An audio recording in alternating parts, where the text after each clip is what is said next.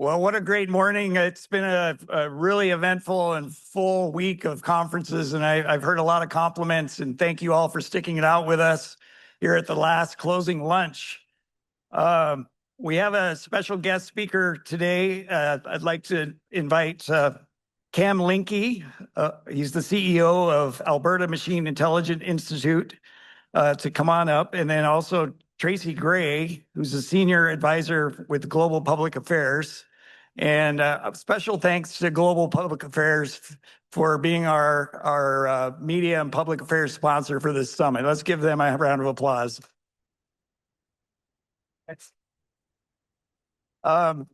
We're very honored to have Cam with us today. Cam is no stranger to the Edmonton startup community and really the Canadian startup community. He's been a leader an investor, a public community builder. He's had several roles, including co-founder of Startup Edmonton, founder of FlightPath Ventures, CEO of TouchMetric, and product manager at Nexopia. And we're very fortunate to be in Edmonton, where Alberta Machine Intelligence Institute is located, not too far from here. So please join me in welcoming Cam Linke. And I'll turn it over to you, Tracy. Great. Thank you very much. Well, I'm Tracy Gray. I'm a senior advisor with Global Public Affairs. And previous to that, I was a two-term member of parliament and a city councillor. And most of my professional career was in the BC wine and beer industry. So that was where I spent a lot of my time. So it's a real privilege to be here today. And I'm really looking forward to having this conversation with you, Cam. And you know, there were numerous panels over the last couple of days with really great speakers who talked about various aspects of workforce in the digital economy. And so what would be the first step that an individual or an organization should consider if looking to educate themselves or their workforce? Well, thanks so much for having me. I just drank my way through the BC wine industry and back last week. So appreciate all the work you did there. Yeah, so thanks so much for having me. Workforces and literacy is a big thing for us at AMII. It's one of the kind of early things about 7 years ago now that we stepped pretty heavily into.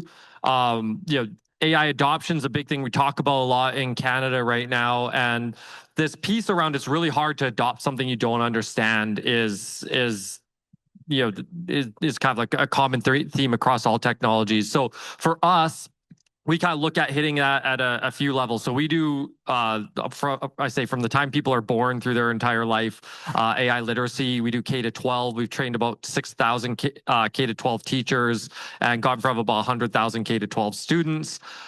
We do National Workforce Readiness Program that's with about 60 colleges and about 1 million undergrads across the country. And then we do lifelong learning. So for us, this like full life cycle thing matters. And our goal is to kind of say the first thing is to understand the technology, not like how to prompt or any kind of specific skill within AI, but understand the field of what is machine learning, what is AI, how can it drive value in my business and my organization and what we're trying to do.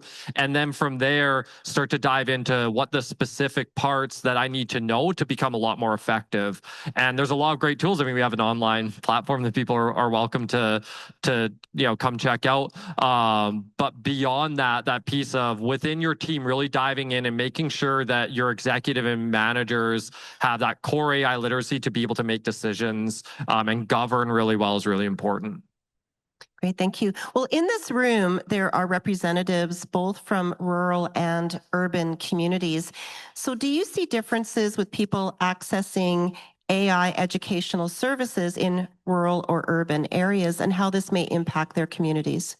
Yeah, and we talked about this a little bit, prior to the panel. So I think that right now, especially with AI, it really is a big time for rural communities. And part of it is the ability to have a little bit of a level playing field on some things. So if you look like the ability to have a tutor for a specific area in your community might not have been the case before, but now everybody has a tutor in their pocket being able to use some of the kind of latest generative tools. So this piece around a little bit of the democratizing of some knowledge is really important. The other part that we've seen is in a lot of ways, when you look at what AI ultimately is trying to do, nobody's trying to buy AI. Like, they want to buy a solution to a specific problem. They want to have impact in a specific area. And a lot of the things we're trying to drive impact in actually happen in rural communities. So we need to be better at driving out energy infrastructure. We need to build, we need to mine, like all the things we need to do to build things that here in North America are actually rural communities that are driving them out. And so all those things that AI is trying to accomplish, ultimately in a lot of ways are going to have to try and accomplish in the real world through rural communities. And so to me, this is actually a big opportunity for rural communities to shine in the age of AI. Well, we know that every post-secondary institution can't offer every course. So how do you work with other institutions, and are there more opportunities to collaboratively, in particular, regionally work together? Yeah, so I'll maybe talk a little bit more about our national workforce readiness program. So we were fortunate Google.org, Google's nonprofit arm, funded us to do this kind of national program. It has two core parts to it. So one is what we call Module Zero, and I think this is something that every college, polytechnic, university, whatever, needs to have, which is like, what is this fundamental, like core, what is AI understanding? And everybody needs to have that. Every student should have at least a level of understanding in about AI and machine learning and what they're doing. And so that was one part of this national program. The second part to it was specific areas often struggle a little bit more, specific disciplines, in integrating AI into what they're doing because it's not native to their area. So as an example, nursing was one. So what we've done with this national program is we have consortiums of colleges coming forward. So it's a mix of polytechnics and universities, and they're coming forward and saying nursing was one of them. A number of nursing colleges saying that healthcare and nursing is going to be driven by AI going forward. We're not preparing nurses for an AI-driven future in healthcare. So we're working with that consortium, understanding what their needs are, understanding what their delivery mechanisms are, and getting them the education pieces that they need within those programs to train up their students to be ready for the workforce going forward. And so this is where, I don't think every college needs to have this. Certainly every college can have access to the stuff that we create out of it. But this piece around a number of them coming together as groups across the type of PSI to have impact in specific areas is a huge opportunity. Well, it's really well known about Canada's brain drain and how IP developed in Canada through funded research at universities has not led to wide commercialization and economic benefits in Canada. Now, there have been some recent federal policy changes, but what more can be done to better commercialize innovations and IP being developed in Canada? Yeah, so I think that there's a couple pieces to it. Part of it, the IP discussion at times gets really focused on patents, whereas like now in the AI world, we're seeing a lot of open source, open weight models. We're seeing often it's not the patented product, it's the data that's the intellectual property.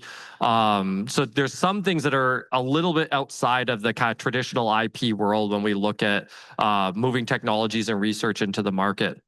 For me, the three biggest blockers on the machine learning front commercializing in Canada have been customers, capital, and compute. So we're really bad at deploying capital, investing in the things that come out of our universities. We're really bad at buying from Canadian companies. We almost we don't even not prefer Canadian companies. We actually prefer not Canadian companies in a lot of cases. And so we're really bad at buying from our own. And then we have not provided the compute to researchers and startups to do really large scale things here. And those three things have meant that I need to go somewhere else to create a company or to really scale that company. If you look at like why somebody might move overseas, well, if all their customers are overseas, all their investors are overseas, and they're accessing compute overseas, well, what's the reason that I'm not in that location? I'm here. And that's been the challenge in Canada. We've seen some of those things change. Yes, there's a role for the government to play in that, but it's also a big part for for corporate Canada, that if we're not buying from our startups, if we're not buying from our technology companies, if we're not investing in those areas, then we're going to continue to see that commercialization elsewhere. Very interesting. It is a fact that Canada has been at the bottom of productivity out of the 38 OECD countries.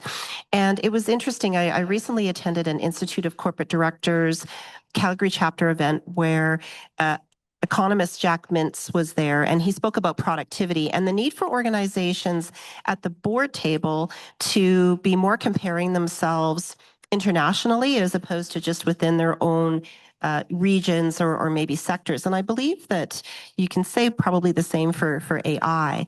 So from what you see, do you believe organizations and governments are doing enough AI comparative analysis to make better decisions? And how do you see the digital innovation sector moving the needle on a business's or a country's productivity? Yeah, huge opportunity. And I mean, we're seeing not just or maybe I'll back up for a second. One of the analogies, it's not mine, but I don't know where I heard it first, so sorry, I can't cite it, is right now a lot of the AI changes that are coming are very similar to electrification. And when you look at, for instance, manufacturing and electrification, the first pass was making your manufacturing floor 10% better. And that's just because like you had better lighting, you could work a little bit later, these types of things. So you weren't missing the screw holes, you're putting something together. Okay, this is great. I'm producing things a little bit better, a little bit faster. Then the big change is when the like embracing of electrification happened, and we completely redid how we did manufacturing, and completely redid the factory floor based around new tools and new things that we had because they were electrified. So this is the same thing that we're seeing in AI, where there's some percentages improvements of like, okay, I can answer this a little bit faster, I can summarize it a little bit faster, that I can just get a small productivity boost from AI right now. And then the big one is when I actually completely rethink, well, how should this process look if these things can be automated? If I can better use my human capital in this way, what should this process look overall? And that's when you can actually have a like 10x change in your ability to accomplish something, a very, very large productivity boost. Now, the challenge we have in Canada kind of goes back to what I said before, which is we don't really like to invest early. I talked to a Canadian company a few weeks ago that in the energy industry, and they were like, we do not lead. We will not lead. We will follow when we can. I was like, well, great. And this mentality, though, means that not only do we adopt slower, not only do we end up having productivity gains slower, but what I talked about earlier on the commercialization side, we end up not having that ecosystem of new companies around us that are driving innovation. Instead, the companies that have done that are in a different region.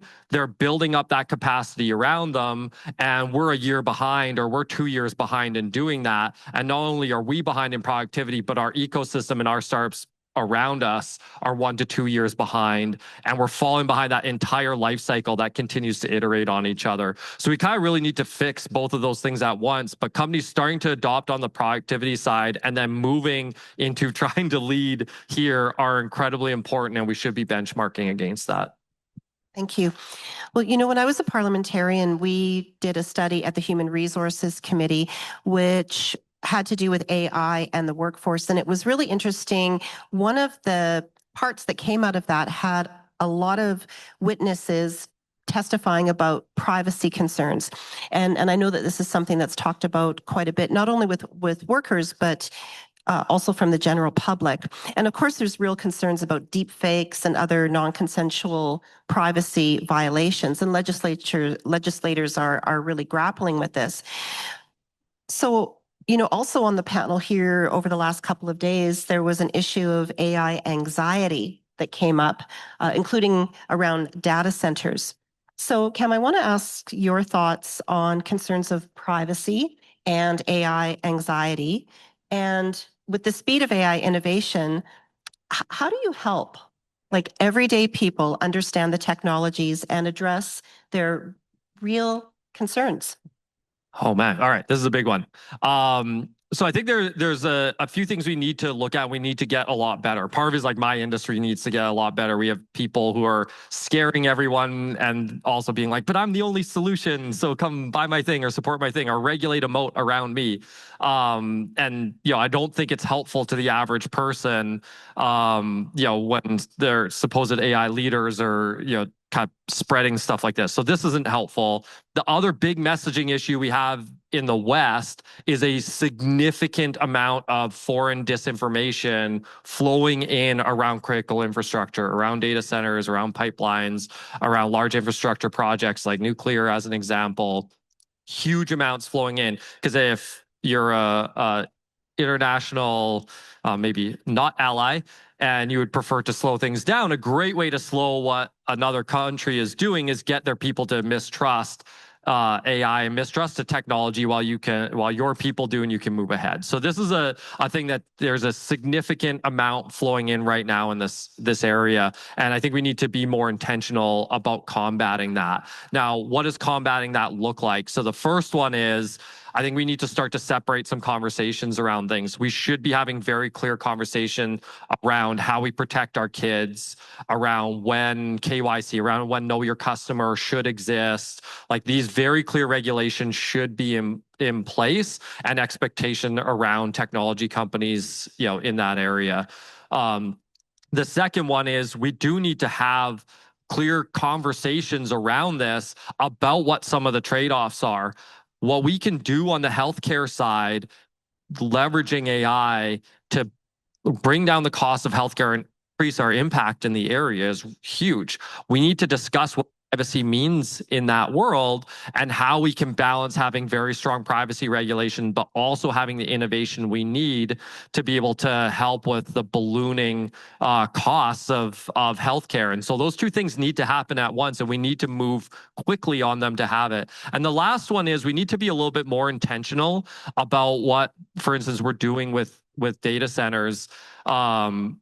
I think being intentional about what areas they're in. I think their recent announcement of the data center in the Heartland was a great example of being intentional.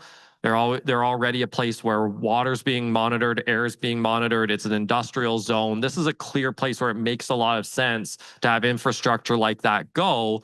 And being intentional about where we're putting these things, I think, is incredibly important. And then having the conversations, especially with young people who feel like they're left out of the discussion. Like this is just happening, and you're going to have to deal with it. And nobody's actually having that discussion, and it just means that it's ripe for misinformation and disinformation coming in. So we should be discussing what are the challenges that are going to happen? What do we need to do and have in place? What is the social contract around the workforce in a world that things are continuing to change? What is the discussion we need to have around data centers and what we want to have in place to be able to make sure we're taking advantage of the opportunity? But hey, we're also going to be intentional about it and have these things done in these specific ways in these specific areas. And those conversations really need to be had, and we need to have honest ones about it. The workforce is changing. What your expectation of your job changed in 2001. It was different in 2008. It was different in, it's changing, and that speed to change is happening even faster. And we need to do more. We need to do a better job of engaging that conversation and giving people a clarity on what go forward looks like in this world. Isn't this super interesting? Wow, it's so important. I don't see any questions from the floor. So I'll just go to the last question. We're in our last couple of minutes here. So Cam, in the room, we have a lot of public and private sector policymakers. What is the one thing that you want to leave them with here today? Yeah, I just think the opportunity now to be intentional and get this right is incredibly important. If you look at, this is the Pacific Northwest. If you look at a lot of the challenges we have on both sides of the border around a large landmass, big economic drivers of the country in a lot of the like critical mineral areas, energy areas. Like we're hitting the same problems, and this ability to work together to really build an incredible unified West, I think is just this huge opportunity that we have in front of us, where we're able to take advantage of a similar mindset, similar challenges, but also similar problems that we can solve together. And this is just a huge opportunity. For me, we've done this already. We've done this over decades and continue to drive that going forward. I think is a very special thing that we have. And I think we have the opportunity, especially in the Pacific Northwest, to do something special that, I don't know if any other region has all the components, from the workers, the land, the energy, the minerals, and the human capital to put it all together. So incredible opportunity there. Thank you very much, Cam. Thanks for having everyone. me.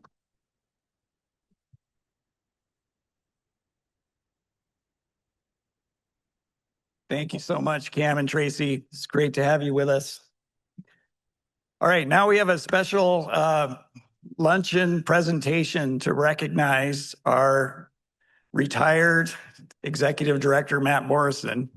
And I think a lot of you know that Matt has been with PNWER for over 30 years, and he served as an Executive Director for 30 years. So he started out as a program manager and worked his way up to become the Executive Director. And we, as a staff, talked about what could we do for Matt. He doesn't really like awards, give him a plaque. That's not his thing. And we thought, that the most valuable thing that Matt, I think, values is the relationships and the people from over the years that he's worked with. And we're truly honored to have a number of our past presidents with us today, and some close friends that are going to make some comments. And I just want to say thank you, Matt, for taking a chance on me and hiring me 22 years ago. I discovered PNWER when I was in grad school. I just left the Army as an officer, and I went to the Career Center and I said, is there an organization that brings the public and private and government across the region at the state level and also in Canada? And I remember the career services people said, that's a good idea, but maybe chambers of commerce. And a few weeks later, I got an email that said, you should check out PNWER.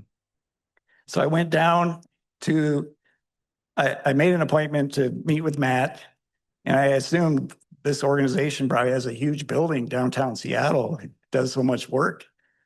Well, I went down to the World Trade Center, and it was a 2-room office. It was Matt and a office administrator, and then about 5 interns. And so I met with Matt, and I talked to him about my background, and he said, hey, do you want to be a volunteer and help us do some homeland security exercises to get the private sector engaged with the public sector to help them write their plans? Because that's what we're protecting, is the private sector infrastructure. So I said, sure, that sounds great. So I kind of volunteered for about a year, and then Matt found a grant, and he said, if you're willing to take a chance, I'll hire you for 6 months. And I think we can build something together. And so I did. I told my wife, all right, I'm going to quit my full-time job, and I'm going to partner with Matt on this new position. Well, here we are 22 years later, and look what PNWER has become. So, Matt, thank you so much for all you've done.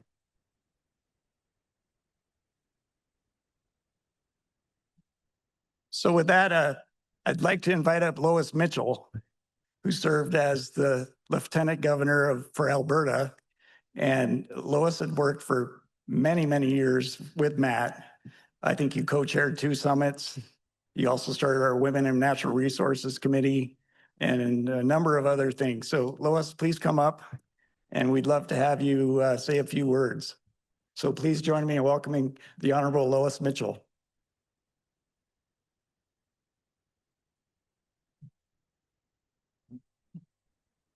I want to know if there's anybody here that thinks you can't teach an old dog new tricks. I have an old dog, and I can tell you it's been such a privilege to be here. Yes, I did. I came from Matt. But to come here since Sunday, I have met so many amazing people that I hadn't met before, and I've learned a lot of new tricks. So, Richard, watch out. So, a wonderful good afternoon to everyone. It is such a pleasure to be here and to celebrate somebody who has meant so much to PNWER. I have to say that. And I think to many of us personally, just an example, it's the third time he's got my lunch for me, third time I gave away a seat. I mean, seriously, he's very forgiving. I just want you to know all those little things that he does. You'd be surprised for other people. So, first of all, Matt, congratulations on an extraordinary career. I have to say that, extraordinary. When I had the privilege of serving as chair of PNWER, that was in 2011. I had the opportunity to work closely with him, and that's when I truly came to appreciate not only his remarkable leadership, but also this generosity, his optimism, and his his genuine commitment to bringing people together. That's what he's all about.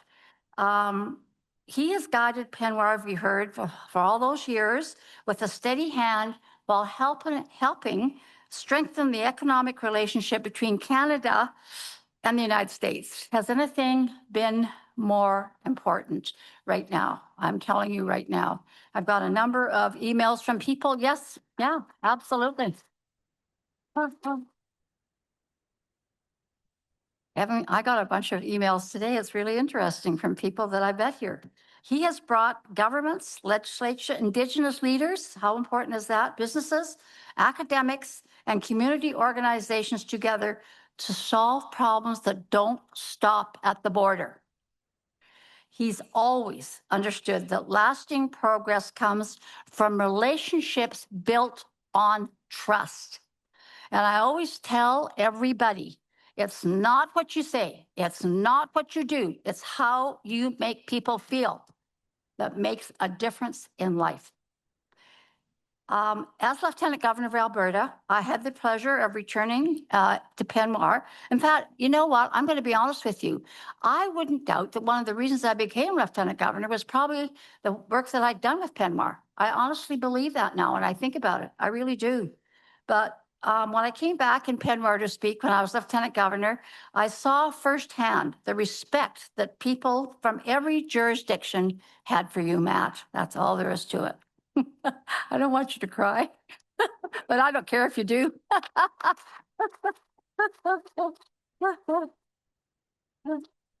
I think that, of course, we all realize he's created something very uniquely special, a forum where people can disagree respectfully, but we learn from one another and we leave committed to working together.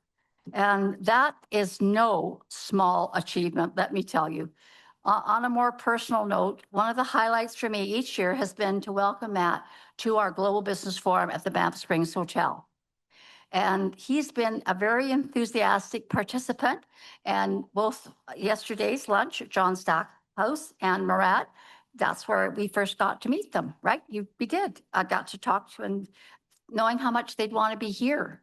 And I think that's where all these things start. I have to say that it is about the wonderful ability to network and to bring people together. And if I told you the truth, 90% of the people I've worked with are much smarter than I am.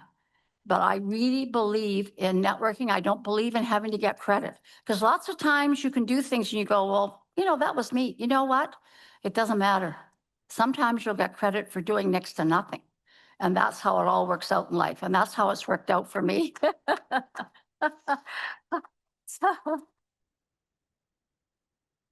But I know that many people are going to talk about his leadership, his accomplishments, and the legacy you leave behind. I have to tell you, Matt, but you have always been so approachable, so kind, so collaborative, and generous with your time. It's unbelievable. And, you know, we know that leadership is never just about the positions we hold.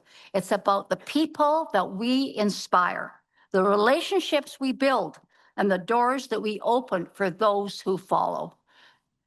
As you begin your next chapter in life with Beth, they have 4 children. We have 4 children. They have 6 grandchildren. We have 7. But I would, I just have to have one thing a little bit better than him, don't you think? But as you begin this wonderful chapter, by the way, Beth is watching all this right now, so you know that. Whether it's sailing, he loves skiing, hiking, but he's going to have some fun. However, those of you that know me, I do not believe in retirement. No, I believe in rewiring. That's what I do. Would you say that I do that okay, Richard? Yeah, I believe in rewiring, and that's what this is all about. And I'm going to tell you something right now, that's what I'm going to be doing with you, Matt. Better watch out. Better watch out. That's all there is to it. And so I want to say thank you for strengthening the ties between our countries and for making PNWER not just an organization, but a very amazing community. Thank you, Matt.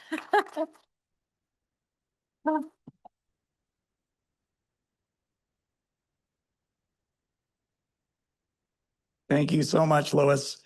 I'd like to now invite up past President Richard Godfrey from Alberta.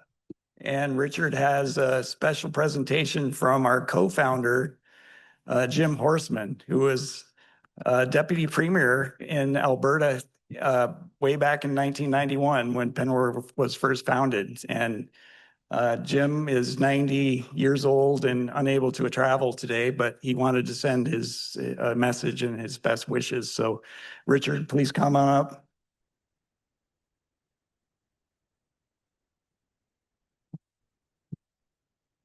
Thank you, Brandon, and good afternoon to everybody. I've got an introduction to make, but before I do that, I want to share a few comments of my experience with PNWER and with Matt, which has been an incredible decade-plus run. Matt, when I first became aware and attended a PNWER meeting down in Spokane, I think it was, Matt welcomed me with open arms. I was an opposition MLA at the time, and he made that a welcoming table for me, which then led to me becoming president a few years later, and in some very good company, as you will see throughout this afternoon, and many, many friends in this room of the relationships that I cherish. One thing about Matt, beyond his passion, dedication, commitment, energy, but boundless energy, his ability to travel seamlessly across this region and to Ottawa and Washington, D.C., and building the bridges for us in this region have been incredible, Matt. You do it with grace, with passion, with humility, and those are some things that we could all learn from. And the other thing I found about Matt is he's always got a table that he's willing to make bigger. And you're all part of that table here today as we sit around these round tables here. So Matt, thank you for that passion and for that leadership, which shows us that we can welcome everyone to our table here in common purpose. So thank you for that. And I do have another introduction. But before I move on from that, as Lois also pointed out as well, a big thank you goes to Matt's wife, Beth, his better 3/4. That's the way I always position it with my wife, because it's usually true. But she has put up with his endless travel, long hours, commitment and passion, but not only put up with it, but she's been there shoulder to shoulder with him. So Beth, if you're listening here today, thank you for your commitment in the success of not only Matt's career, but in terms of the PNWER organization, now ably taken on with Brandon, an incredible team who I've enjoyed working with for the past decade plus. And as you all will find out, if you haven't found out already, PNWER is a family that you do not break away from easily. You make sure that that commitment is a long-standing one and in benefit of both of our countries and all of our jurisdictions.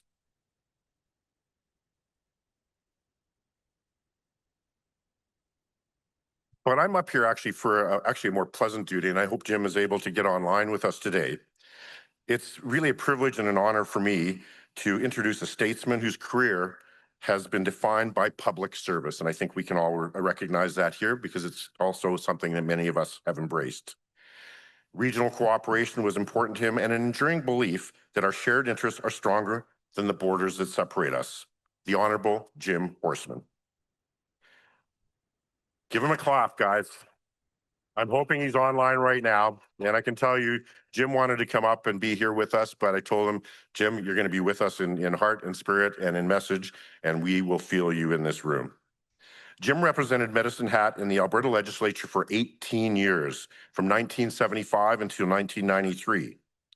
During that time, he served Alberta in several cabinet roles, including Minister of Advanced Education and Manpower, Attorney General, Minister of Federal and Intergovernmental Affairs, Government House Leader, and ultimately as Deputy Premier.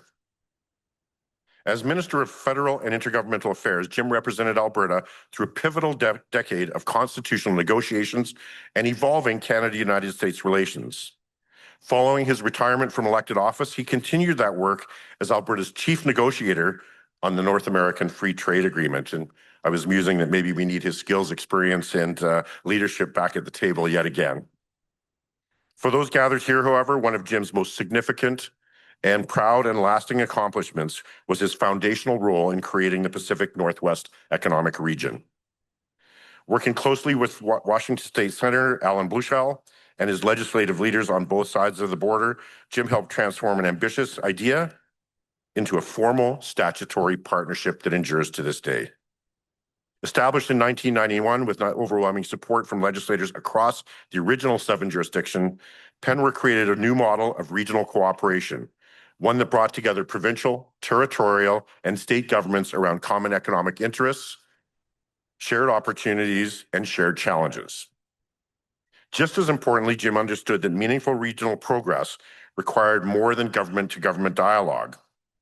It required legislators, business leaders, which Jim reminded me was an initiative and addition to the structure of PNWER, spearheaded by the organization's second president, Alberta AMII, David Coos. So David, I think you're in the room here today, if I'm not mistaken.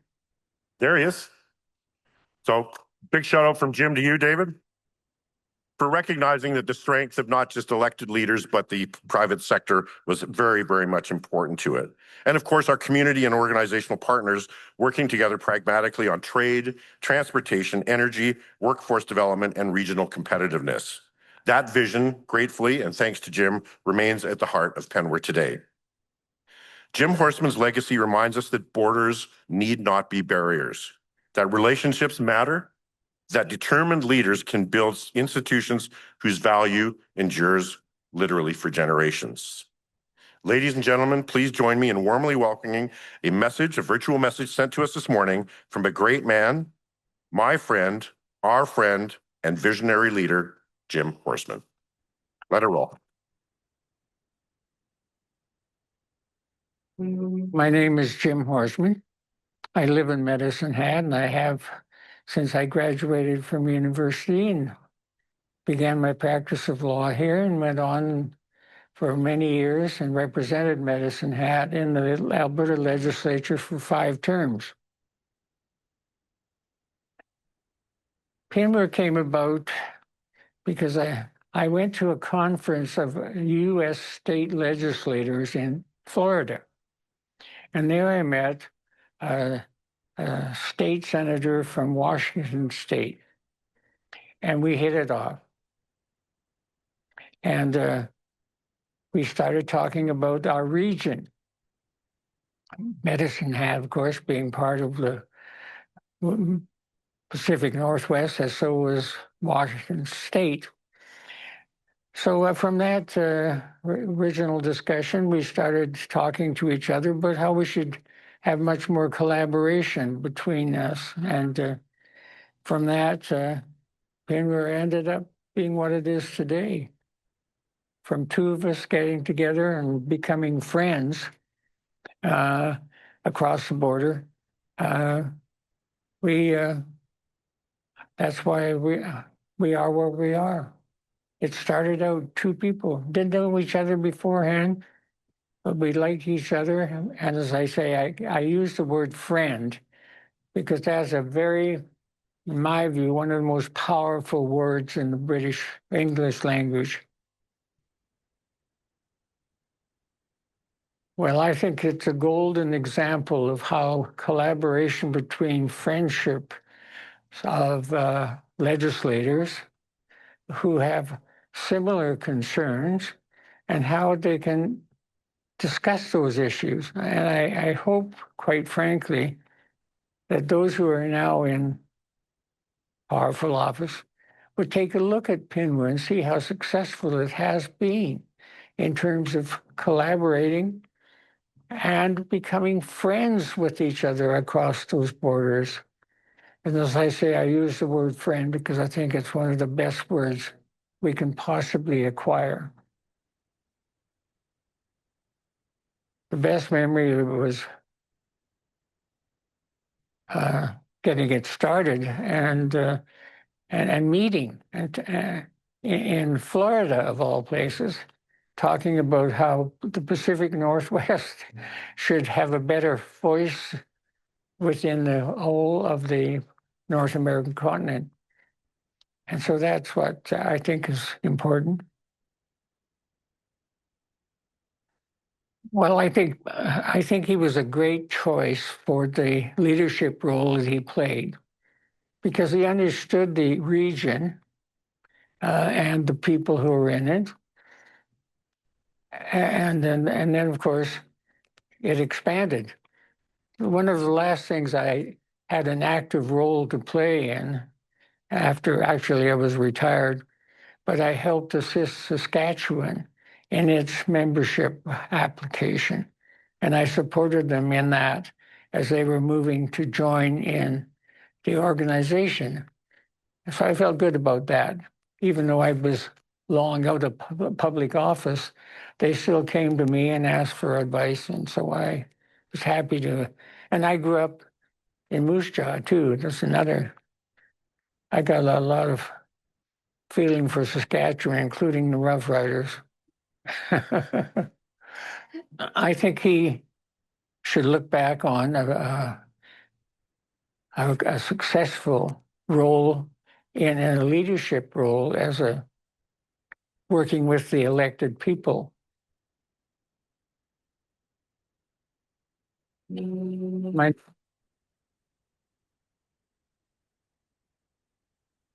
And thanks to Jim and thanks, Richard, for helping to organize that. It was very powerful and meaningful. I'd like to invite a few of our past presidents up to the stage. So David Coots and Barry Penner, Mike Cuff. Whom else am I missing here? Just come on up. John Van Dongen.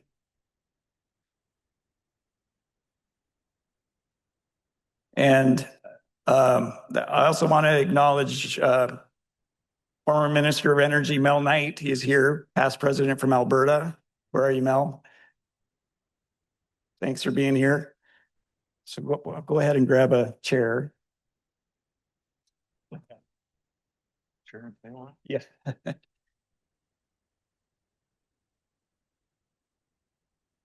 Which chair from us? You can have the comfy one, Barry.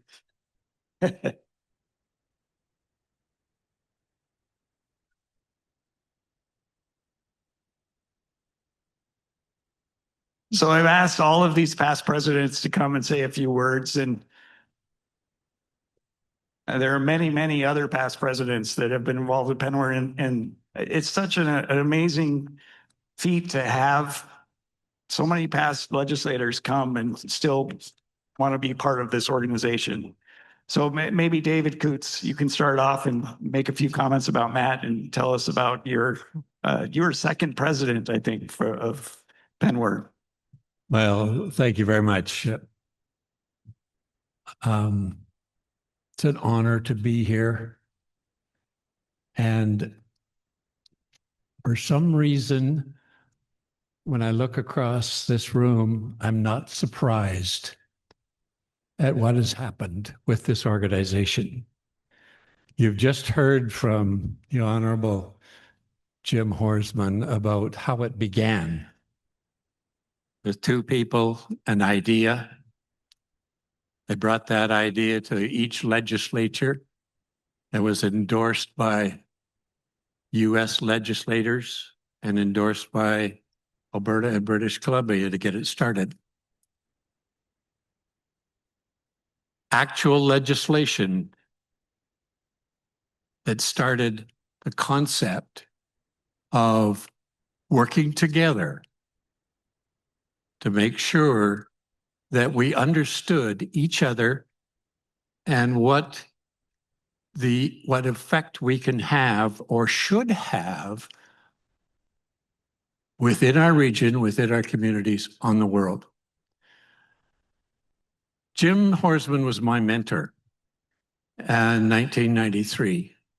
And that fall, he asked, Ralph Klein asked me to represent Alberta at PNWER, and I had no idea what it was. Jim Horsman somehow got the information that I was the delegate counsel at the meeting in 1993. He got on the phone like a good legislator should, and he briefed me and told me exactly what I needed to do to be part of this organization and make it grow from their humble beginnings. That meeting in Coeur d'Alene had 26 people in the room, all legislators. Nobody else, just legislators. And you look what it's come to today, and that's because of one man, Matt Morrison. Matt was relentless. I was president in Edmonton, traveling to Seattle. The very first time I went to Seattle, I went to one of those offices and Matt Morrison was on a telephone conference call with tire recyclers. He had his back to the door and I just walked in and sat down, and Matt was talking to private sector people. He was talking with nonprofit groups. He listened, he facilitated, he got them all talking together. The next trip I made, went down there. We didn't have an executive director. Matt was interim executive director without the title. He assumed that role. Matt said, "Today we're going to Olympia." You remember that trip? We went to Olympia and I says, "Who are we going to see?" He says, "I don't know, but we're going to go to Olympia and we're going to talk to legislators." He had his briefcase with all the papers in. We walked the halls of Olympia, courteous, kind, disciplined, but more importantly, if there was nobody there, he left the information with the staff and said, have the representative call me. You made those connections, Matt. Then we went to Alaska. We hadn't been to Alaska yet, so we went there. Matt got us into a hot room with about 7 or 8 legislators, and we told them what PNWER was all about. They were on board. Max Black and Max was from Idaho.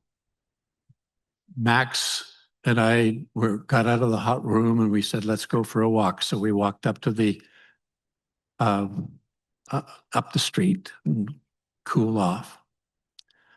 Max and I said to one another, we need an executive director. We can't go wrong with Matt Morrison because Matt knew how to get people together. He knew the issues. He was the right man for the job. So Matt, look what you've created.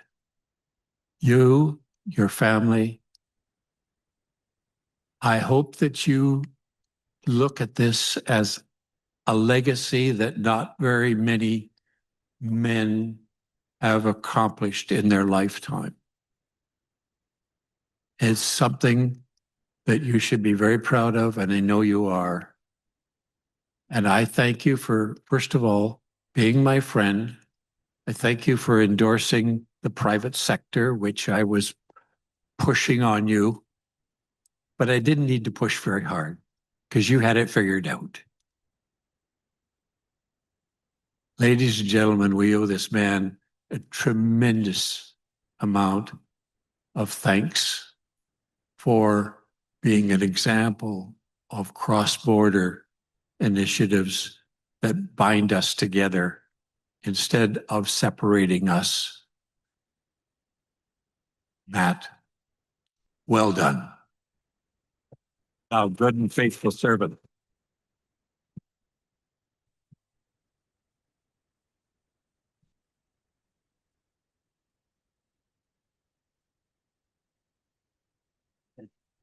It's certainly a privilege for me to be here with all the past presidents and all of you to celebrate Matt's wonderful career working for PNWER. And it goes without saying that Matt lived and breathed the principle of PNWER, particularly nonpartisanship. He lived it, he believed it, he embodied it, and he modeled it every day in his travels. But I was going to highlight a little bit about the more practical level of working with Matt Morrison. And I know that every president and other people will concur with this insight. At a more practical level, Matt is always running hard, usually a few minutes late and a few staff short and a few dollars short, but he always manages to pull together the resources to get the job done.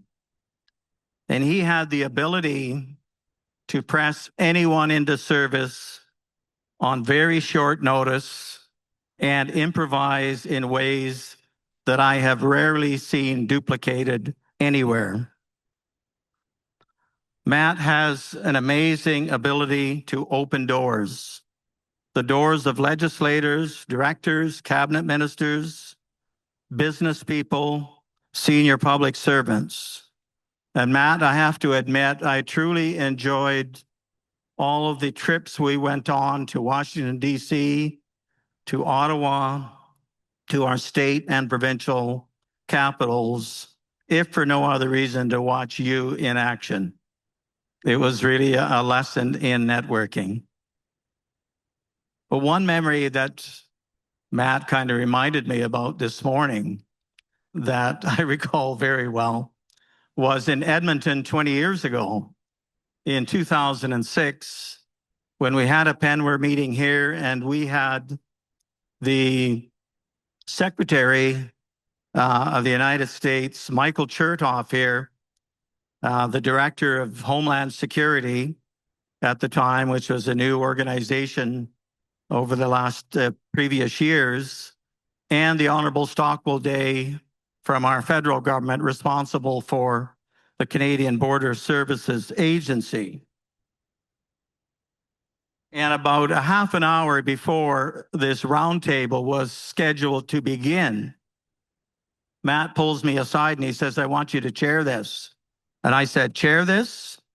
What have you got organized? And so he says, nothing yet. So, and I know all these guys have been through this. So it was a mad scramble to identify who were going to be our speakers and questioners. We probably had 40 or 50 people in the room. We had to pare it down to about 12 people. We had to organize the sequence to get it all right. And it was just a mad scramble. And I said to Matt, sort of partway through this, if I survive this and we get through this, I'm going to kill you and we're done. Well, it actually, like it always does when Matt is involved, it always works out. So I'm here today to say, Matt, you're forgiven. And I appreciate the unbelievable, unwavering leadership that you have given to us in this organization. I can't say that enough. There's just no substitute for the leadership that you have provided. It has just been an unbelievable privilege to work with you. And I hope that the next chapter brings you some badly needed time with family and with Beth. And we really appreciate the lasting impact that you will have on this region. And on a personal note, Sherry said to say hi to you. So have a great retirement.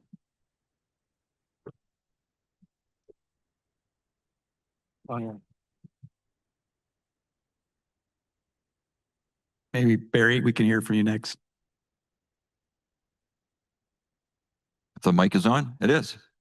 I agree with, of course, everything that people have said so far. I'll just add a few more words of reflection to our good friend Matt, and saying hello to Beth, who I understand is watching from home. It's my pleasure to talk about Matt, not only as a former president of PNWER, but as someone who has known Matt now for 30 years, if you can believe it. I have a hard time believing it. That's half my life I've known him. I first met Matt at a PNWER meeting in December 1996 in snowy Banff, Alberta. It was only 7 months after I was first elected to the BC legislature. Our leader of the opposition at that time, Gordon Campbell, asked me to represent the caucus to something called the Pacific Northwest Economic Region. And like Dave Coots, I'd never heard of it before. But I was up for the challenge and off I went, not knowing at all what I would find. Matt wasn't the executive director at that time, but it wasn't too much longer after that he became so. But that's where we first met. And you know, if Matt hadn't been there, and if I hadn't gone, we wouldn't have had this 30-year run. And in many ways, I think if Matt hadn't taken on the job, I'm not sure PNWER would still exist today. There were many times when the future of PNWER was not entirely clear. There were many times of uncertainty and concern, not least of which was financial. And yet we managed to pull together and get through it. Eventually, I served as vice president and then PNWER president while Matt was CEO. And during this time, and my predecessor, immediate predecessor, Jeff Morris from Washington State, you know, it really kicked off a period of tremendous growth. And not long after, we had Northwest Territories join, and then Saskatchewan has been mentioned here, and PNWER was on the move. But none of it was a foregone conclusion. All of it took a lot of work. And I think the best word I've heard yet to refer to Matt, other than, you know, always friendly and courteous, is relentless. I think that's what you said. And he was relentless about pressing people into service and just continually networking and growing that Rolodex, which was vital to the survival of PNWER and the idea. Working with Matt led to a few memorable experiences. Like others here, I had the privilege of traveling with him to Salem and to Helena, to Boise, and to Juneau, and Anchorage, and Edmonton, and Calgary, and places in between. And one of those trips led us to a small boat that another former PNWER president owned, his fishing boat, Fred Dyson, who was an Alaska State legislator and eventually an Alaska State senator. And he took Matt and myself and another former president, Max Black, the late, great Max Black from Idaho, took us out on a boat into an Alaskan fjord, which, and it was an overnight trip outside of cell service. So I felt somewhat deprived for a while, cut off from civilization. But it got entertaining enough when Fred Dyson pulled out a .45 caliber handgun one afternoon when we were up against the face of a very tall glacier at the head of the fjord. Apparently this was a way to try and get the glacier to calve by firing a few rounds into it from his .45 caliber handgun. Welcome to Alaska. It didn't appear to have any effect on the glacier, or so it seemed at that time. But we found out otherwise when Matt and I got into a small skiff from the boat, about a 9-foot rowboat, and we paddled towards the face of the glacier to get a bit closer because Matt had just got himself a fancy new 35mm camera with a very long telephoto lens. And he was looking for the perfect angle and perfect photo of this very dominating glacier. And as we were getting closer, Matt's saying, just get a little bit closer. But he was looking down, fiddling with his camera lens as I looked up, and I could see the top of the glacier start to break in half right above us. And so there was only moments, and I said, look out, and turn the front of the rowboat towards what I expected to be the tsunami, and heard the engine suddenly rev up from Fred's fishing boat. I thought Fred was getting ready to hightail it and abandon the area and us to our fate. But Fred assured me later he was really just getting ready to come fish us out of the water because he was certain we would soon be in it. However, to our surprise, Matt and mine mutual surprise, and maybe Fred's, our skiff did not flip over, but rather we rode the wave up and down every time it washed back and forth across the fjord. And it was a thunderous sound as the wave would go up to one side of the fjord and up the other, carrying logs and debris back and forth like it was a washing machine with us in the middle. Anyway, Matt did get some good photos. Another trip that probably worth mentioning, Matt, of course, committed to the job, but as I think John Van Dongen's referred to, there were times when money was in short supply. So trying to be quite prudent and fiscally responsible.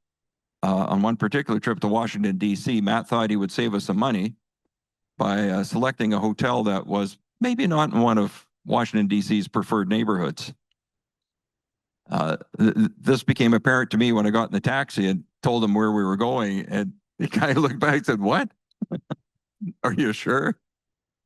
And then when we checked in, the very kind lady at the counter said, and one other thing, when you leave the hotel tomorrow, whatever you do, don't turn to the left. Go immediately to the right. Why is that? You'll see. And we did. In the daylight, there was a city park that was unfortunately inhabited with many people that appeared to be under the influence of something and milling about in what looked like a hostile territory.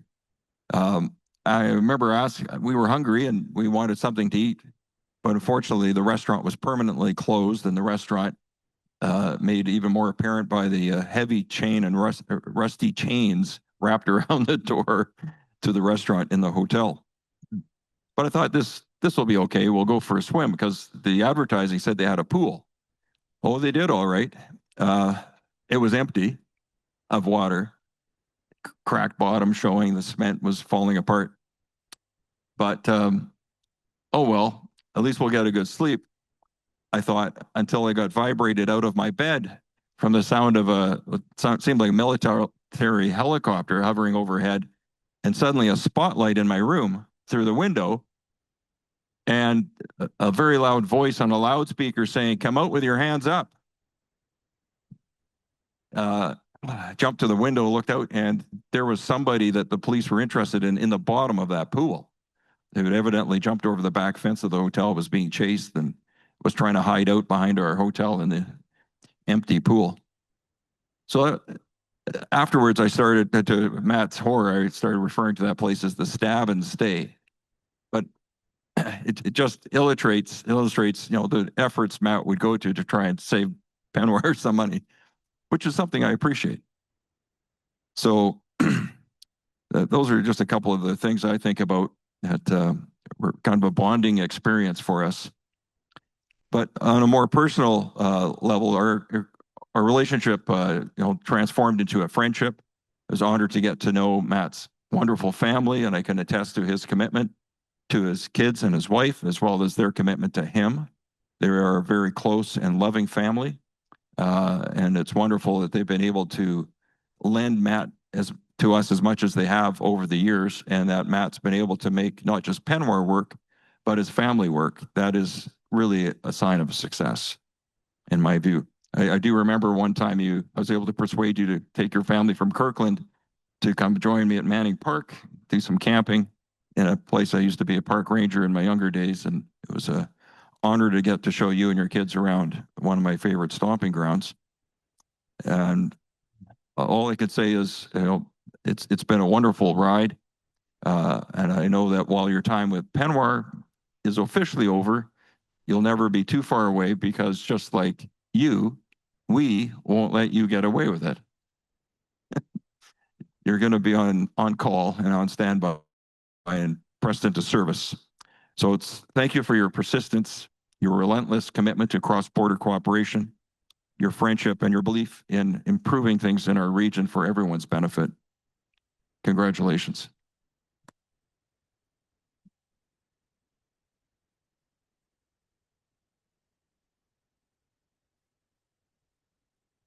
Well, I guess I'm in line and honored to be sitting here with these great guys.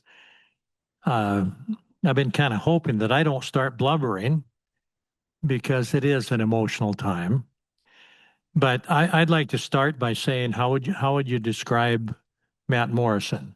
My wife always says he's a true gentleman, and he is.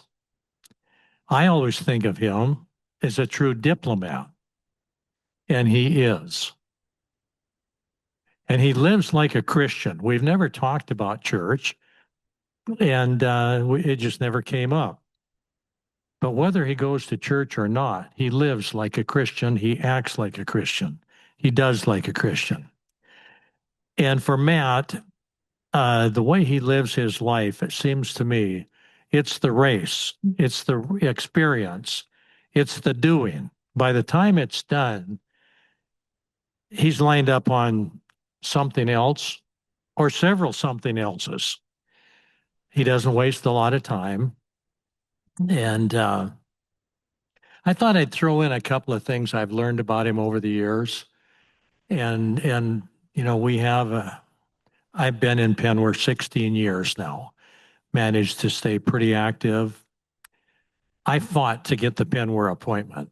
I knew about it before I was elected, thought that I wanted to be part of it, had been encouraged to, and then had to fight for the appointment within my legislature. But along the years and traveling with Matt, did you know that he's a world champion ice boat racer? Grew up, I believe, is it Minnesota? Michigan. Grew up in Michigan. And on the Great Lakes, they have ice boat racing events. And he was the teenage champion back when he was growing up. Actually, Matt and I rode ice boats on Canyon Ferry Reservoir over by Helena. I think he still owns the ice boat, kind of has it in storage. And that's very near Helena, Montana. So we had some time one day and we did that. Another, I think, I still wonder about this one, but as a young man, he was a young government employee. And somehow he was isolated out in the wilds of Alaska, well into the wilderness. Was it Mount McKinley? North of Mount McKinley. And he somehow got isolated and no communications. And I guess finally, anyway, he walked out of there. How long? 4 days? 40 days? 40. Took him four. If I'm not mistaken, the plane that carried Matt there crashed on its way back. So people didn't know where he was. That true? Two different. He's led an interesting life. He has led an interesting life. So I thought I would throw some of those things out. A few of the things I'll touch lightly on. High points in my life. I think some of them high points in Matt's life. We had our first conference meeting in the White House back in, I believe it was 2019, during USMCA negotiation days, and one of our big topics was to try to get USMCA CA moved through the House of Representatives, and Nancy Pelosi had some issues with some things in Mexico and was being held up. But at any rate, we had a conference at the White House in October of 2019. And at the end of it, had a very good meeting. At the end of it, had pictures. And casually, as we're about ready to leave, the Deputy Director of Intergovernmental Relations, William Crozer, says, "Would you guys like to wave at the helicopter tonight?" And we said, well, maybe we can work it into our schedule. And as it turns out, the president was flying back to the White House from Philadelphia. And we got to watch a helicopter come down over the mall, land in front of us, come out, walked along the rope where we were and shook hands. And a very unique experience that I'll never forget. And along the way, we did things like developing the Aquatic Invasive Species Program. Some things that I'm extremely proud of and so happy I could be a part of that are bigger things than I ever dreamed I would be involved in. We kept border stations open. And when I say we, talking about a lot of other people here, particularly John Brendan, border stations open, dates and times that they would be open. We had a lot of input into Columbia River Treaty, as well as USMCA, and a whole lot more. We kept PNWER running through COVID-19. We were actually in Washington, D.C. the day the president had the CEO of Home Depot, Walgreens, Walmart, I think there were 4 of them, had a press conference. We had reviewed our notes. It was at the end of our week. We were down in the basement cement block room. And then we turned the TV on and watched the news conference. And amazing what happened. We were staying at the Liaison Hotel. And next morning, there's not a taxi cab in sight. When I went out, there was no one else in the lobby, no one else on the street. I flew into Minneapolis, and there were maybe 3 of us, and I finally found a Chick-fil-A station open. We weren't traveling hand in hand then, but and another thing, a first experience for Matt, and I can't let this one, I've never forget it. John Brendan arranged the pitchfork fondue at our annual summit in Big Sky in 2015. And it went over so good. And if you've never had a pitchfork fondue, they stick the steaks on a pitchfork and dunk them in boiling oil, and they come out just perfect. And you order your salad as you come in and dish up your plate. You tell them how you want your steak cooked when you pick up your plate. You work through the line. By the time you get by the pot of boiling oil, your steak is done and it's ready and it's perfect too.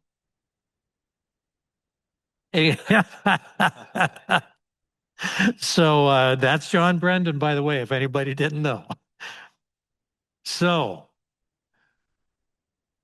I'm going to stop at this point, and I haven't blubbered yet, but it's close.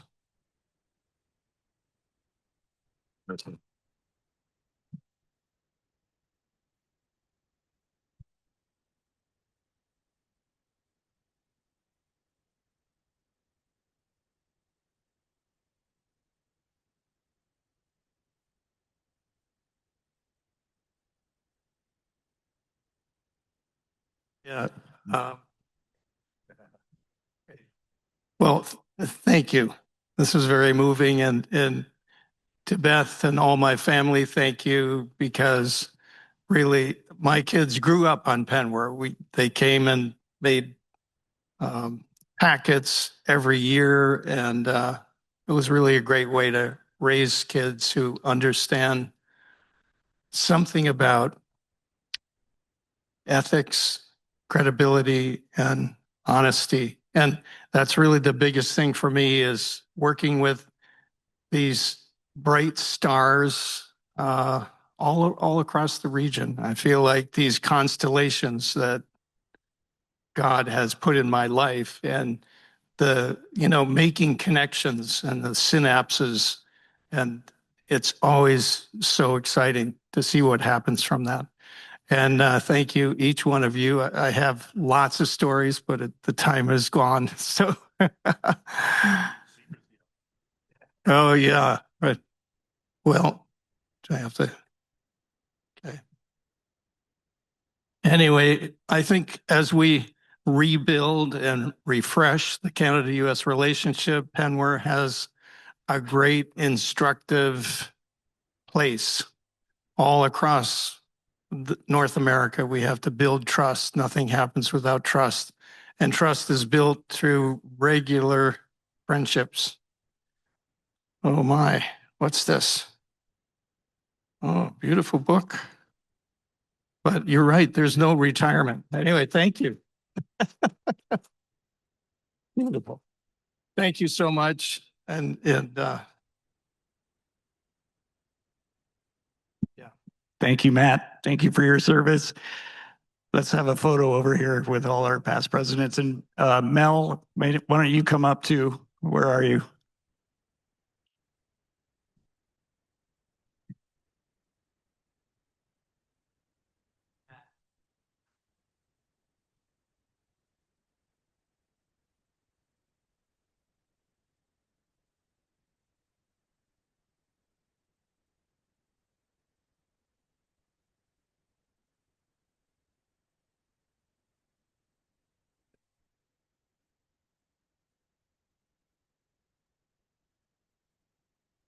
Well, you were never that quiet in office.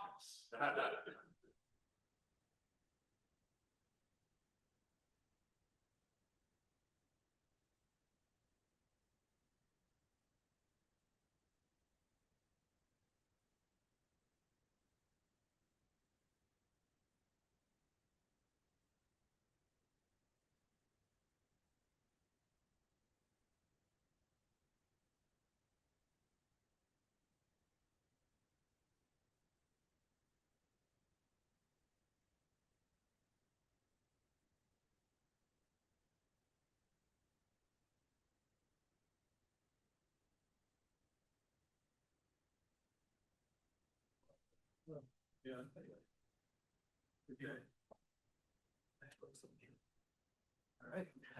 All right. 2 minutes. All right. I don't believe it, but come on up, Shane. Strong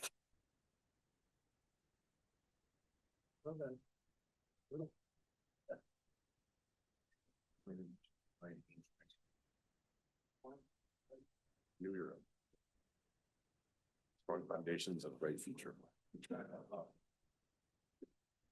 All right, we're going to close out the summit, and Emily Shane Getson and Garth Roswell have a couple presentations they're going to make, and then we're going to head out to our policy tours. So I'll turn it over to Shane. It was I think we had 8 minutes slotted, but somebody had warned earlier when you get a couple politicians getting after you get the mic. So can I get Travis, Britt, and Matt back up on stage? And everybody else has already beaten us to the buses. So if we have to get another shuttle, we'll get that sorted out here. But I was told by a Nebraska senator one time that whiskey's for drinking and water's for fighting over. So in Alberta, I think we had said a couple things. Our patch was built back in the day. We're ranch country, we're oil country, and we are whiskey country too. But one of the things that we had to do here, guys, was to get our Alberta team put together to sign you all, whoever was the part of the Alberta team, Alberta here, to help pull this off, to get a signed autographed flag for our province, for Matt and for Travis for their going away presents. We got that? Clap to that, please. That would help. Now, Britt isn't a drinker, but we got her something else. We got a few things. We got her whiskey because she doesn't drink. I'm just teasing. So here's a bottle of progress report number 3. So the ambassador, if you recall, got progress report number 1. So literally, is this it? Whiskey's aging. We get a little batch off the top of how good it's going. So Matt and Travis, you get a shot of that to take home so you can talk about the good old days and everything else. Now, the other thing we got going, Garth, those clocks up here. Now, Britt, we got something for you, though. There's a thing in Calgary. If anyone's heard this little rodeo they put on every year, you guys heard of that one? A couple of you get those white hats. Yeah, well, so the white hat is corporate, and that's Calgary, and you're an oil country. So we got cattle and oil up here, and it's kind of known that this part of the province, this is where the work gets done. They talk about it and kind of finance it in Calgary. We just make it happen up here. So with you guys got the black hats. That's where we're going. So that is for Britt and for Matt.